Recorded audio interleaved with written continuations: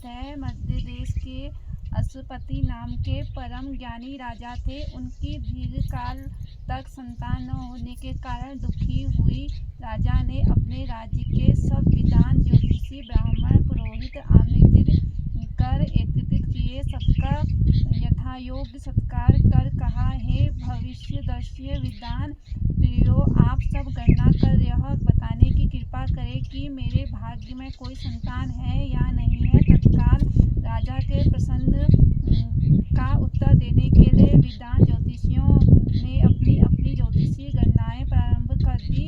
कुछ समय सब गंभीर होकर राजा की ओर देखने लगे। राजा ने आप लोग संकोच त्याग कर सच्ची बात कहिए। ज्योतिषी बोले, राजन, आपके प्रश्न का उत्तर प्रसन्नता बढ़ाने वाला नहीं है, फिर सत्य को छिपाना नहीं है, आपको बता ही देना है। आपके एक अनंत रूपवान बुद्धिवान धर्मप्राण कन्या उत्पन्न होगी। इसके अतिरिक्त वो भी अपने विवाह के 1 वर्ष बाद विधवा हो जाएगी। यह विधि का विधान है। ज्योतिषियों की भविष्यवाणी सुनकर राजा बहुत दुखी हुए। वे कन्या और अपने राज्य की भविष्य चिंता में बहुत दुखी हो गए। तत्काल कालत में राजा के एक कन्या उत्पन्न हुई। वह समयानुसार बचपन में व्यतीत कर युवा हुई और विवाह योग्य आयु की हो गई। राजा अपनी कन्या के विवाह का परिणाम सोचकर भी दुखी हो गए। वे ये विचारने लगे कि कुछ बचाव का प्रयास किया जाए। ऐसा सोचते सोचते वेद प्रेरणा से राजा को नारद जी का स्मरण हो आया। धर्मात्मा राजा ने आह्वान कर नारद जी को बुलाया और सारी बातें बता दी। नारद जी कुछ पल विचार कर बोले, हे राजन, तुम अपनी कन्या के विवाह का तथ्य उसी पर छोड़ दो। तुम अपनी कन्या से कहो कि वह अपने लिए स्वयं ही कोई योग्य वर तलाश ले। तुम्हारी कन्या जिस युवक को अपने भावी पति के रूप में तुम्हारे सामने प्रस्तुत करे, तुम उसी के साथ अपनी कन्या का पूर्ण शास्त्रोक्त विधि का विवाह कर दो। राजा ने अपनी कन्या सावित्री को बुलाया और नारद जी की बातें बताकर पूछा, हे पुत्री सावित्री, तुम कहो, तुम्हारा क्या विचार है। सावित्री बोली, हे पिताजी, मैं नारद जी आदेश का प्रश्नपूर्वक पालन करूंगी। राजा को कुछ सांत्वना प्राप्त हुई और अब राजपुत्री सावित्री से सखी सहेली दासियों और अनुचरों सहित भावी पत्नी के योग्य व्यक्ति को ढूंढने में भ्रमण करना प्रारंभ कर दिया। अनेकों नगर वन प्राप्त पार सावित्री एक छोटे से रमणीय जंगल में पहुंची। वहां पहुंचकर सावित्री ने अपना रथ रुकवाया। कुछ देर प्रकृति की सुंदरता निहारने के बाद सावित्री विश्राम करने लगी। आंखें खुलने पर एक वृक्ष की डाल में बैठकर कुल्हाड़ी से लकड़ी काटता एक सुंदर बलिष्ठ गौरवर्ण युवक दिख पड़ा। उस युवक ने देखकर सावित्री को ध्यान एक युवक के चेहरे के भाव, मुखाकृति और स्वभाव का अध्ययन करती रही। युवक का मौन निर्दिष्ट करते हुए काफी समय व्यतीत करने के बाद सावित्री ने अपने अनुचर युवक को बुलाया। भेष सावित्री द्वारा बुलाए जाने पर सत्यवान उसके पास आ पहुंचा। सावित्री द्वारा परिचय पहुंचने जाने पर सत्यवान ने कहा, हे राजकुमारी, मैं एक दरिद्रता प्रभावित कुलीन युवक हूँ। इसी जंगल में रहता हूँ। मेरे साथ ही मेरे माता पिता ही रहते हैं। वे अंधे हैं। मैं जंगल की लकड़ी काटकर बाजार में बेचता हूँ। इसी से हम तीनों प्राणियों का जीवन निर्वाह होता है। मेरा नाम सत्यवान है। आप कहिए, मैं आपकी क्या सेवा करूं। उस सत्यवान नामक युवक की शालीनता निष्ठा को स्पष्ट वादियों से सावित्री बड़ी प्रभावित हुई। उसने युवक को गुणों के प्रभावित होकर उससे विवाह करने का निश्चय किया। ऐसा निर्णय लेते ही सावित्री ने युवक से शांत गंभीर स्वर में विनम्रतापूर्वक विवाह का प्रस्ताव रखा।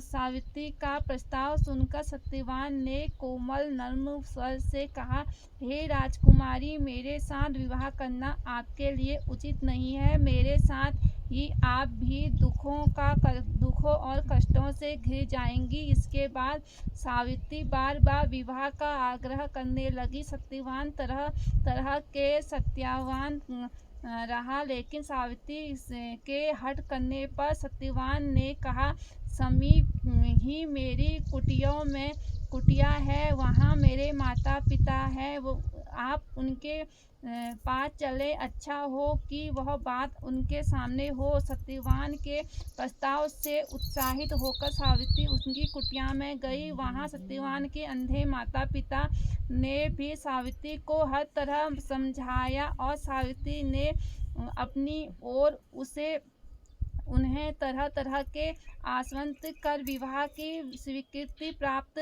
करने में सफलता प्राप्ति कर ली। सत्यवान ने भी विवाह के लिए स्वीकृति कर दे दी। सत्यवान की कुटिया में लौटकर सावित्री अपने माता पिता के पास पहुंची और संपूर्ण वृत्तांत बता दी। सावित्री अपने पिता के वार्तालाप कर रही थी कि उसी समय नारद जी का पहुंचने बोले, तुमने अपना पति किससे चुना है? इस पर सावित्री ने पुनः सारी बातें नारद जी के सामने दोहरा दी। नारद जी बोले, सत्यवान एक गुणवान, रूपवान, सदाचारी, सज्जन युवक है, परंतु विवाह के 1 वर्ष बाद ही उसकी मृत्यु हो जाएगी। इसलिए है कि सावित्री, तुम अपने पुनः किसी अन्य व्यक्ति को चुनो। सत्यवान अल्पायु कम उम्र में मरने वाला है। नारद जी की बात सुनकर सावित्री बोली, हे नारद जी, देव भई मैं धर्म विमुख नहीं हो सकती हूँ।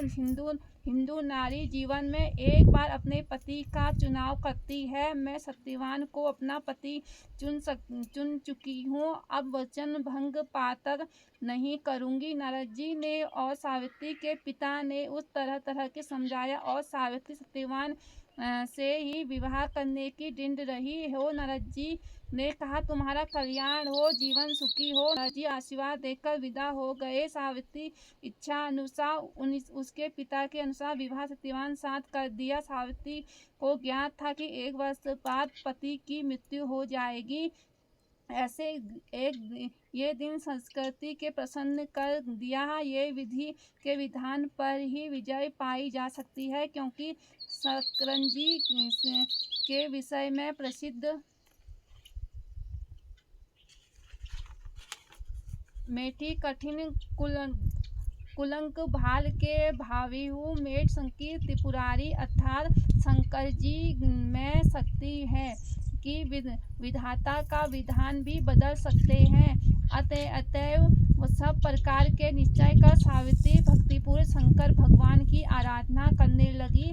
सत्यवान के लिए सावित्री पूर्ण मनोयोग के शिवजी की आराधना करती रही।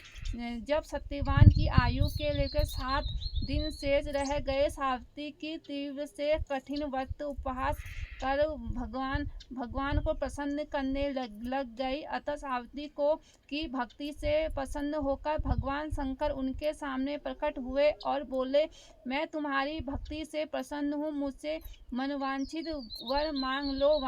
सावित्री बोली, भगवान, मेरे पति की आयु के 2 दिन ही शेष है, कृपया उनकी जीवन रक्षा की युक्ति बताए। भगवान शंकर बोले, कल ज्येष्ठ की अमावस्या के दिन भक्ति पूर्व वट वृक्ष की पूजा करने से तुम्हारी मनोकामनाएं पूरी होगी। सावित्री ने वट वृक्ष की भक्ति पूर्व पूजा की और रात्रि जागरण किया। दूसरे दिन प्रातः काल वह सत्यवान जंगल लकड़ी काटने जाने लगे तो सावित्री भी उनके साथ चलने लगी, हट करने लगी। किसी प्रकार सास ससुर को राजी कर सावित्री ने पति को भी मना लिया और उसके साथ जंगल में सभी चली गई। लकड़ी काटने के सत्यवान के वृक्ष पर चढ़ा, एक डाल में काटने के लिए कुल्हाड़ी चलाने थी। सत्यवान की सिर दर्द करने लगा। वह वृक्ष के नीचे उतर आया और सावित्री से बोला, मेरे सिर में पीड़ा हो रही है, मैं आराम करना चाहता हूँ। पतिव्रता धर्म परायण सावित्री चिंतित होने लगी। सत्यवान कुछ ही देर में मूर्छित होकर अचेत हो गया। तभी वर मांग लो, लौट जाओ। इस पर सावित्री ने कहा, हे धर्मराज, मेरे अंधे सास ससुर फिर से नेत्रवान हो जाए। धर्मराज एवं वस्तु कह दिया। सावित्री ने अपने सास ससुर का खोया राज लौटाने की प्रार्थना की। धर्मराज ने इसे भी स्वीकार करा। तो अंत सावित्री ने तीसरा वर मांगा कि मैं पुत्रवती हो जावे। धर्मराज ने तीसरा वर भी स्वीकार कर दिया। वरदान देकर धर्मराज शीघ्रता से आगे बढ़े। कुछ दूर जाने के बाद धर्मराज ने पीछे मुड़कर देखा तो पाया कि सावित्री अभी भी पीछे पीछे चल रही है।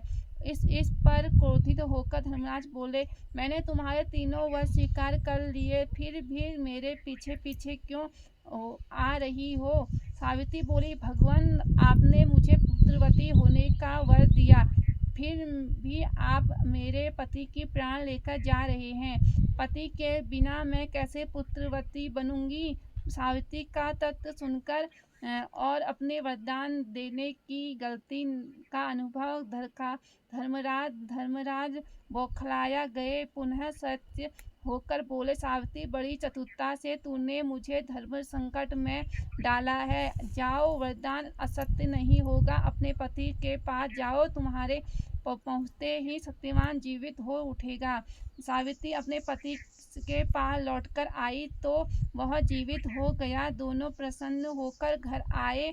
कुछ ही समय में यमराज के दोनों वरदान ही पूरे हो गए। सावित्री सास ससुर को दिखाई देने लगा। उनका राज्य भी वापस मिल गया। यह सब बड़ सहायक अमावस्या के व्रत का प्रभाव था।